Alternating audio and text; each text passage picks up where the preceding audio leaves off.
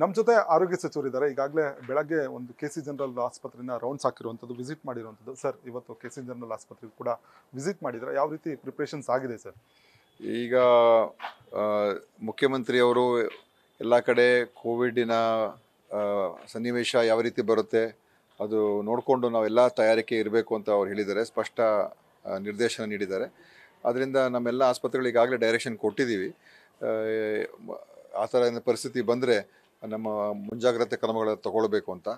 ಆದ್ದರಿಂದ ಅವಶ್ಯಕತೆ ಇರತಕ್ಕಂಥ ಬೆಡ್ಗಳು ಮತ್ತು ಎಲ್ಲಿ ನಾವು ಐಸೋಲೇಷನ್ ವಾರ್ಡ್ಗಳೆಲ್ಲ ಎಲ್ಲಿ ಮಾಡ್ಕೋಬೇಕು ಮತ್ತು ಆಕ್ಸಿಜನ್ನಿನ ಒಂದು ಸಪ್ಲೈ ಎಲ್ಲ ಸರಿಯಾಗಿದೆಯಾ ಇಲ್ವಾ, ವೆಂಟಿಲೇಟರ್ಸ್ ಎಷ್ಟಿದೆ ಮತ್ತು ಇನ್ನೇನಾದರೂ ಅದರಲ್ಲಿ ಸರ್ವಿಸು ರಿಪೇರಿ ಏನು ಮಾಡ್ಕೋಬೇಕಾಗಿದೆಯಾ ಮತ್ತು ಎಲ್ಲ ಔಷಧಿಗಳು ಟೆಸ್ಟಿಂಗ್ ಎಲ್ಲಿ ಮಾಡ್ಕೋಬೇಕು, ಇದೆಲ್ಲ ಒಂದು ರೀತಿ ಪ್ರತಿಯೊಂದು ಆಸ್ಪತ್ರೆ ಕೂಡ ತಯಾರಿಕೆಯಿಂದ ಇರತಕ್ಕಂಥದ್ದಕ್ಕೆ ಈಗ ನಾವು ಹೇಳಿದ್ದೀವಿ. ಅದಕ್ಕೆ ನಾನು ಇವತ್ತು KC ಜನರಲ್ ಆಸ್ಪತ್ರೆಗೆ ಹಾಗೆ ನಾನೇನು ಅವ್ರಿಗೆ ತಿಳಿಸಿರಲಿಲ್ಲ, ಹಾಗೆ ಸಡನ್ನಾಗಿ ಬಂದು ನೋಡೋಣ ಏನು ಮಾಡ್ತಾಯಿದ್ದಾರೆ ಅಂತ ಬಂದು ನೋಡಿದೆ.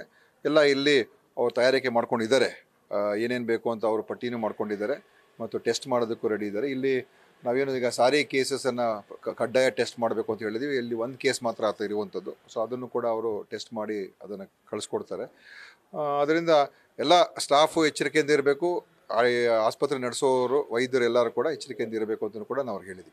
ಸರ್, KC ಜನರಲ್ ಅಲ್ಲದೆ ರಾಜ್ಯದ ಬೇರೆ ಬೇರೆ ಆಸ್ಪತ್ರೆಗಳು ಕೂಡ ತಾವೇನಾದರೂ ಭೇಟಿ ಮಾಡ್ತೀರಿ ಸರ್? ಇಲ್ಲ, ನಾನು ಇವತ್ತು ಇಲ್ಲಿಗೆ ಬಂದಿದ್ದೇನೆ. ಎಲ್ಲ ಆಸ್ಪತ್ರೆಗಳಿಗೂ ಈಗ ನಮ್ಮ ಮೆಡಿಕಲ್ ಸೂಪರಿಂಟೆಂಡೆಂಟ್ಸು, ನಮ್ಮ ಡೈರೆಕ್ಟರು, ಕಮಿಷನರು ಎಲ್ಲರ ಜೊತೆ ಮಾತುಕತೆ ಮಾಡಿ ಮಾನಿಟರ್ ಮಾಡೋಕ್ಕೆ ಹೇಳಿದ್ದೀವಿ. ಎಲ್ಲ DHOಗಳು ಅವರವರ ಜಿಲ್ಲೆಗಳಲ್ಲಿ ಜಿಲ್ಲಾ ಆಸ್ಪತ್ರೆಗಳು ಮುಖ್ಯವಾಗಿ, ಯಾಕಂದರೆ ಅಲ್ಲಿ ನಮಗೆ ICU ಬೆಡ್ಸು ವೆಂಟಿಲೇಟರ್ಸು ಎಲ್ಲ ಬೇಕಾಗಿರೋದ್ರಿಂದ ಜಿಲ್ಲಾ ಆಸ್ಪತ್ರೆ ಮತ್ತು ಮೆಡಿಕಲ್ ಕಾಲೇಜ್ ಆಸ್ಪತ್ರೆಗಳು ಅವರವ್ರು ಮಾಡ್ತಾಯಿದ್ದಾರೆ.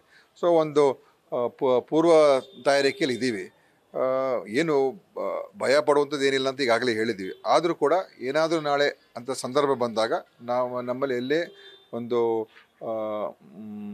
ಎಚ್ಚರಿಕೆ ಇರಲಿಲ್ಲ ಅಂತ ಆಗಬಾರ್ದು. ಅದರಿಂದನೇ ಎಲ್ಲ ಮುಂಜಾಗ್ರತೆ ಕ್ರಮ ತೊಗೊಳ್ತಾ ಇದ್ದೀವಿ. ಸರ್, ಒಬ್ಬರು ಒಂದೊಂದು ಡೋಸನ್ನು ವ್ಯಾಕ್ಸಿನ್ ತೊಗೊಂಡಿದ್ದಾರೆ, ಕೆಲವರು ತೊಗೊಂಡಿರಲ್ಲ. ಸೊ ಮತ್ತೇನಾದರೂ ವ್ಯಾಕ್ಸಿನೇಷನ್ ಡ್ರೈವನ್ನು ಸ್ಟಾರ್ಟ್ ಮಾಡ್ತೀರಾ? ವ್ಯಾಕ್ಸಿನ್ ಕೊಡೋದು ವಿಚಾರ, ಅದು ಮಾಡೋದು ಬಿಡೋದು ಎಲ್ಲ ಅಂತಿಮವಾಗಿ ಕೇಂದ್ರ ಸರ್ಕಾರ ತೀರ್ಮಾನ ಮಾಡ್ತಾರೆ. ಯಾವ ಥರ ತೊಗೋಬೇಕು, ಯಾವ ವ್ಯಾಕ್ಸಿನ್ ತೊಗೋಬೇಕು, ಏನು ಮಾಡಬೇಕು ಅಂತ. ಸದ್ಯಕ್ಕೆ ICMR ಅವರು ಕೂಡ ಅದೇ ಹೇಳಿರುವಂಥದ್ದು, ವ್ಯಾಕ್ಸಿನಿನ ಅವಶ್ಯಕತೆ ಸದ್ಯಕ್ಕಂತೂ ಏನಿಲ್ಲ. ಮುಂದೆ ಏನಾದರೂ ಬಂದಾಗ ನಾವು ತಿಳಿಸ್ತೀವಿ ಅಂತಲೇ ಅವ್ರದ್ದು ಕೂಡ ಒಂದು ಮಾಹಿತಿ ಇರುವಂಥದ್ದು, ಕೇಂದ್ರದ ಮಾಹಿತಿ ಅದೇ ಇದೆ. ಅದರಿಂದ ಈಗ ವ್ಯಾಕ್ಸಿನೇಷನ್ ಬಗ್ಗೆ ನಾವೇನು ನೋಡ್ತಾ ಇಲ್ಲ ಸದ್ಯಕ್ಕಂತೂ.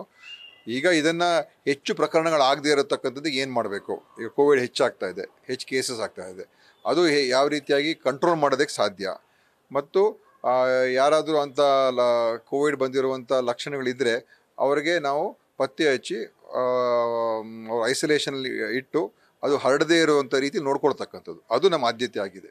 ಯಾಕಂದರೆ ಕೋವಿಡಿಂದನೇ ಇದುವರೆಗೂ ಯಾರಿಗೂ ಕೂಡ ಒಂದು ರೋಗ ಬಹಳ ಕೆಟ್ಟ ಪರಿಣಾಮ ಬೀರುವಂಥದ್ದು ಏನೂ ಕಂಡು ಬರ್ತಾ ಇಲ್ಲ. ಅದರಿಂದ ಅದನ್ನು ನಾವು ನೋಡ್ತಾ ಇದ್ದೀವಿ. ಸರ್, ಈಗ ಶಾಲೆ ಕಾಲೇಜುಗಳು ಆರಂಭ ಆಗ್ತಿದೆ, ಮಕ್ಕಳಿಗೋಸ್ಕರ ಅಥವಾ ಏನಾದರೂ ಗೈಡ್ಲೈನ್ಸ್ ಹೇಳಿದ್ದೀವಿ ಅಷ್ಟೇ. ಗೈಡ್ಲೈನ್ಸ್, ಇನ್ನೇನು ಬೇರೆ ಗೈಡ್ಲೈನ್ಸ್ ಏನು ಪ್ರತ್ಯೇಕವಾದ ಗೈಡ್ಲೈನ್ಸ್ ಸದ್ಯಕ್ಕೆ ಏನೂ ಇಲ್ಲ. ನಿನ್ನೆ ಏನು ಹೇಳಿದ್ದೀವಿ ಅಷ್ಟಕ್ಕೆ ಸೀಮಿತವಾಗಿದ್ದೀವಿ. ಇಲ್ಲಿ ನನ್ನ ಆಸ್ಪತ್ರೆ ಎಲ್ಲ ತಯಾರಿಕೆ ಬಂದು ಅವನು ಯಾವ ರೀತಿ ಮಾಡ್ತಾ ಇದ್ದಾರೆ ಅಂತ ನಾನು ನೋಡೋಕೆ ಬಂದಿದ್ದೆ. ಮತ್ತು ಇವತ್ತು ವೈದ್ಯಕೀಯ ಇಲಾಖೆ, ಶಿಕ್ಷಣ ಇಲಾಖೆಯವರು ಕೂಡ ಒಂದು ಸಭೆ ಕರೆದಿರುವಂಥದ್ದು. ಕರೀತಾರೆ, ಎಲ್ಲರೂ ಸಹಜವಾಗಿ ನಾವೆಲ್ಲ ಮಾಡಲೇಬೇಕಾಗ್ತದೆ ಅಲ್ವಾ. ಯಾಕಂದರೆ ನಮಗೀಗ ಒಂದು ಅನುಭವ ಆಗಿದೆ, ಹಿಂದೆ ಆದಂಥ ಒಂದು ಕೋವಿಡ್ ಸಂದರ್ಭ ಅನುಭವ ಆಗಿದೆ. ಆ ಅನುಭವ ಆಧಾರದ ಮೇಲೆ ಈಗ ನಮಗೆ ಹೆಚ್ಚು ವಿಶ್ವಾಸ ಇದೆ, ಏನೇ ಬಂದರೂ ಕೂಡ ಎದುರಿಸೋಕ್ಕೆ ನಾವೆಲ್ಲ ತಯಾರಾಗಿದ್ದೀವಿ ಅಂತ. ಆದರೆ ಎಲ್ಲ ಸಜ್ಜುಗೊಳಿಸ್ತಕ್ಕಂಥದ್ದೇ ಮುಖ್ಯ. ಈಗ ಅಷ್ಟೇ ಒಂದು ಅವೇರ್ನೆಸ್ಸು ಎಲ್ಲರೂ ಮತ್ತು ಅಧಿಕಾರಿಗಳು, ಸಿಬ್ಬಂದಿಯವರು ಎಲ್ಲರೂ ಆ ನಿಟ್ಟಿನಲ್ಲಿ ಸಜ್ಜಾಗಿರಬೇಕು. ಆಯಿತಾ? Thank you. ಇವಿಷ್ಟು ದಿನೇಶ್ ಗುಂಡೂರಾವ್ ಅವರ ಮಾತಾಗಿರುವಂಥದ್ದು. ನಾವು ಎಲ್ಲದಕ್ಕೂ ಕೂಡ ರೆಡಿ ಆಗಿರಬೇಕು ಅನ್ನೋ ಮಾತನ್ನು ಹೇಳಿರುವಂಥದ್ದು. ಕ್ಯಾಮ್ರಾ ಪರ್ಸನ್ ಶಿವಾನಂದ್ ಜೊತೆ G Manjunath, news first Bengaluru. News first ನಿರ್ಭೀತಿಯಿಂದ ನಿಮ್ಮ ಪರವಾಗಿ.